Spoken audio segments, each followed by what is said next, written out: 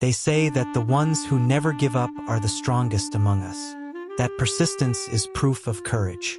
That endurance is always a virtue. But psychology tells a quieter, more uncomfortable truth. Because sometimes, never giving up isn't strength. Sometimes it's fear wearing discipline like armor. You've seen them, the ones who keep going long after joy has drained out of the effort. Who endure relationships that hollow them out. Who chase goals that stopped belonging to them years ago. And maybe you've been one of them. What if the people who never give up aren't driven by hope, but by something much older? Something learned early. Something that whispers, stopping means you failed. Resting means you're weak. Letting go means you're nothing. Why is quitting treated like a moral flaw? Why does walking away feel heavier than carrying pain? This is not a story about motivation. It's about the hidden psychology behind relentless persistence, the silent cost, the inner conflict, and the moment when endurance becomes identity. Let's begin. There is a moment, often quiet, often dismissed, when persistence stops feeling like strength and starts feeling heavy. It doesn't arrive as a breakdown. It arrives as a question you don't want to ask. Why does stopping feel dangerous? For people who never give up, identity is not something worn lightly. It is welded. Effort becomes character. Endurance becomes proof of worth. You don't just do hard things. You are the one who survives them. And that's where the pattern begins. At first, persistence feels noble. You are praised for it, relied upon because of it, defined by it. You become the person who pushes through discomfort while others retreat. The one who stays when it hurts. The one who doesn't quit. But slowly, subtly, the meaning shifts. What began as resilience turns into obligation. Rest begins to feel suspicious. Doubt feels like betrayal. And quitting, even when it's logical, even when it's kind, starts to feel like self-erasure. Because if you stop, who are you then? People who never give up often don't notice this transformation happening. They just feel the weight increase. The effort gets heavier. The joy fades. The reason blurs. Yet the movement continues. There is a quiet panic underneath it all. Not loud enough to name, but strong enough to drive behavior. A sense that stopping would expose something fragile. That walking away would confirm an old fear. That you were only valuable while enduring. This is why the first recognition is so uncomfortable. It threatens the identity you survived on. You might notice it when exhaustion no longer brings relief. When achievements feel strangely hollow. When finishing something doesn't bring peace. Only the pressure to start another. And still, you keep going. Not because you want to, but because stopping feels like standing still on thin ice. The world celebrates this version of you. It rewards consistency. It admires grit, claps for perseverance. But it never asks what it costs you internally. So you learn to ignore the early signals. The quiet resentment, the body's resistance, the emotional numbness creeping in. You tell yourself this is what strength looks like. Yet somewhere beneath the effort, a softer truth waits. That persistence has become a language you use to justify staying in places that no longer hold you. This chapter is not about judgment. It is about noticing. Because recognition is not weakness. It is the first interruption in a pattern that learned how to survive, but forgot how to listen. Relentless persistence is rarely a personality trait. It is usually a memory. Long before it became a strength, it was a solution. For many people who never give up, the pattern formed early, in environments where stopping was not safe or not allowed, where effort was noticed more than emotion, where love arrived conditionally, attached to performance, obedience, or endurance. You learned something quietly, without words. That staying mattered more than feeling. That pushing through earned approval. That rest was something you could afford only after proving yourself. In some homes, giving up meant disappointing someone important. In others, it meant chaos, emotional, financial, or relational. So persistence became protection. A child who learns that quitting leads to withdrawal doesn't learn flexibility. They learn vigilance. And vigilance grows into identity. Praise plays a powerful role here. You're so strong. You never complain. You don't quit like others. These words feel warm at first. They feel like recognition. But over time, they quietly narrow the self. Because when love follows endurance, endurance becomes currency. You learn that pain is tolerable, even admirable, as long as you keep moving. So you do. You stay in difficult situations longer than necessary. You carry responsibilities that were never meant to be yours. You internalize the belief that struggling silently is proof of maturity. And when you succeed, the lesson deepens. The brain connects effort with safety, persistence with belonging, quitting with loss. This is why people who never give up often struggle to name their limits. They weren't taught to listen to them. They were taught to override them. Even moments of vulnerability become suspect. Crying feels indulgent. Doubt feels dangerous. Needing help feels like regression. Because somewhere along the way, strength stopped being a choice and became a requirement. What makes this origin so powerful is that it often carries no obvious trauma. No single event to point to, just a slow shaping of belief that you are most worthy when you are enduring, that stopping must always be justified, that leaving requires failure. So persistence becomes automatic, reflexive, unquestioned. And when life later presents a situation that calls for release rather than effort, the body resists. The mind tightens. Old rules activate. Keep going. Don't stop now. You've already come this far. Not because it's right, but because it's familiar. Understanding where this pattern began doesn't invalidate your strength. Contextualizes it. Because what once helped you survive may now be asking to evolve. And recognizing that is not betrayal of the past. It's an acknowledgement of growth. Persistence feels moral. But in the brain, it is chemical. When you push through discomfort and reach a goal, your nervous system rewards you. A quiet surge of dopamine. A sense of completion. Relief. The brain records this sequence carefully. Effort, pain, achievement, reward. And it learns. Over time, it begins to associate endurance not just with success, but with safety. Because achievement often brings approval. And approval brings belonging. Belonging to the brain is survival. So persistence becomes reinforced, not as philosophy but as wiring. There is another layer beneath this reward loop.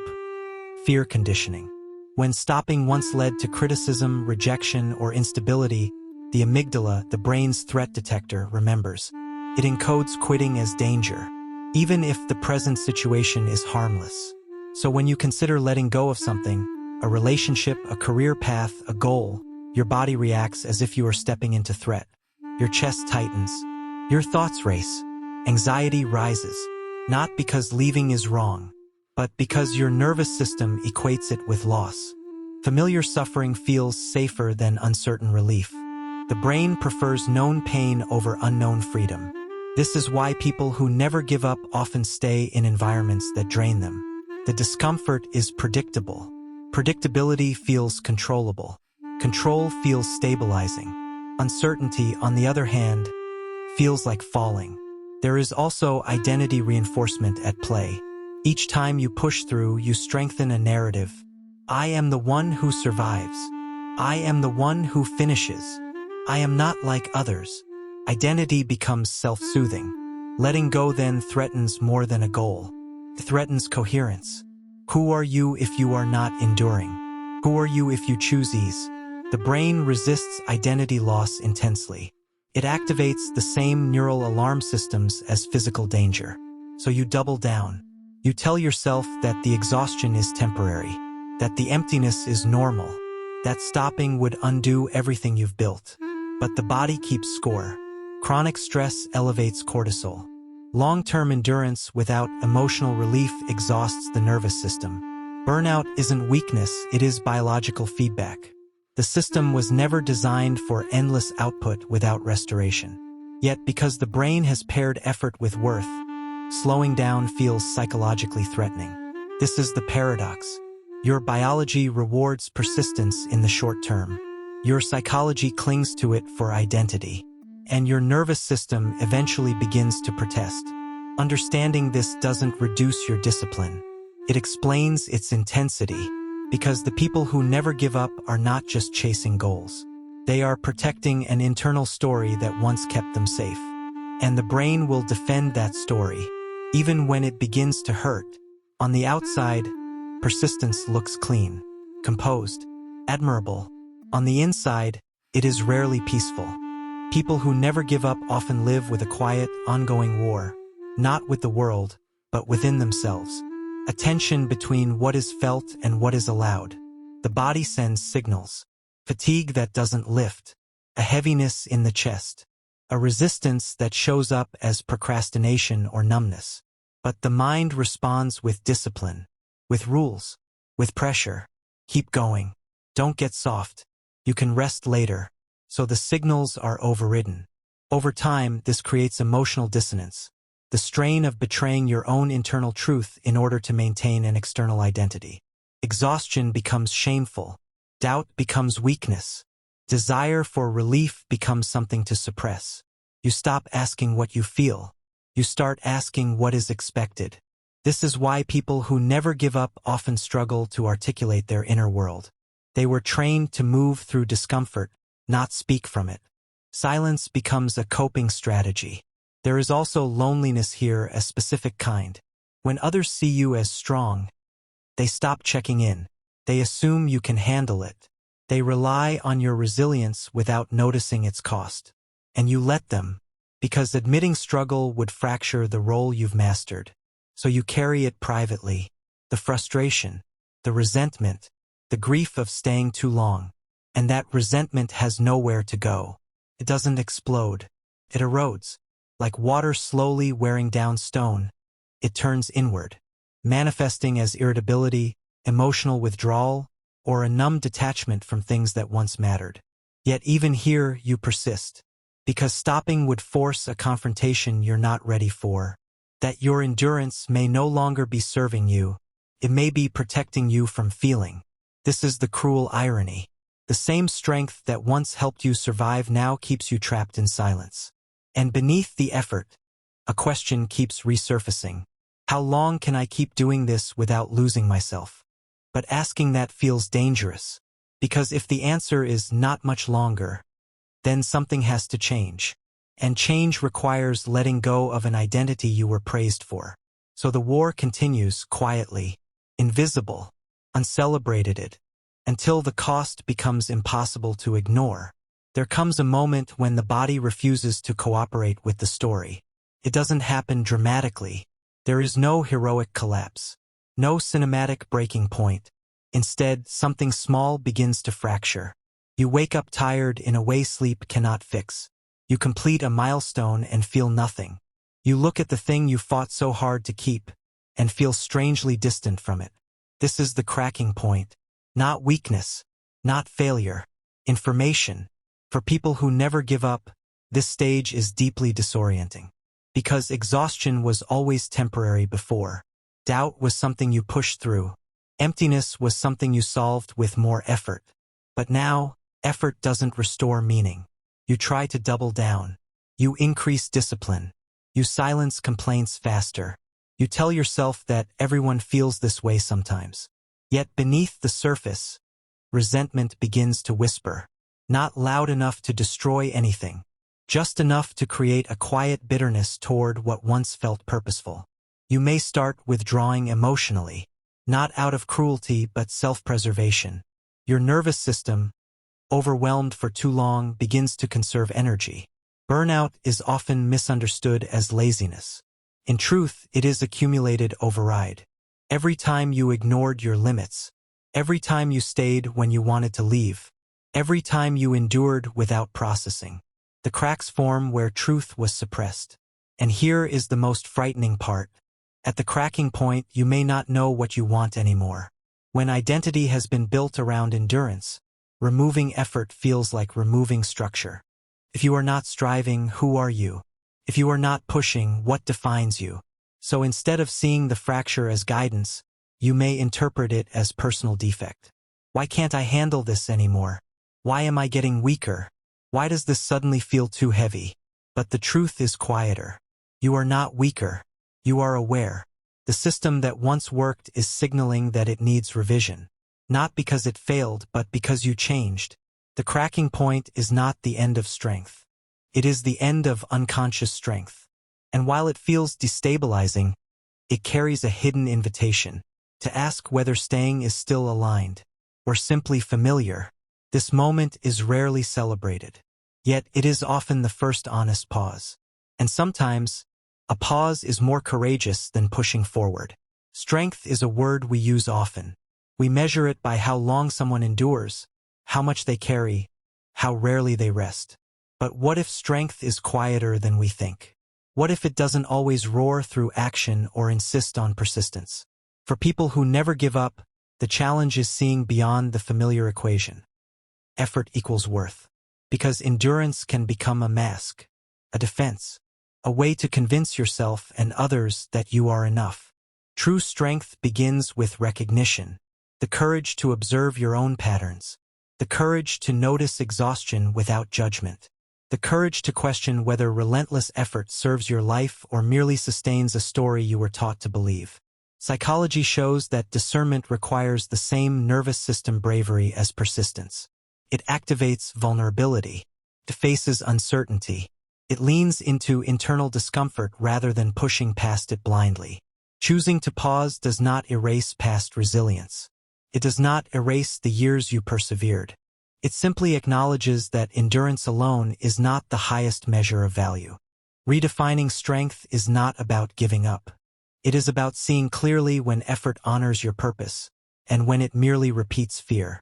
It is about balancing the fire of persistence with the river of awareness. The fire pushes, the river guides. Without the river, the fire may consume. The people who never give up often discover that the bravest action is sometimes to step back, to honor limits, to breathe, to choose wisely. This is not weakness. This is refinement, an evolution of identity, because strength at its deepest is not measured in unbroken endurance. It is measured in the capacity to align action with inner truth, to protect oneself without fear, and to persist when it matters and pause when it does not. In this space, persistence becomes intentional, no longer a reflex but a choice, a conscious declaration that life is not a test, but a journey.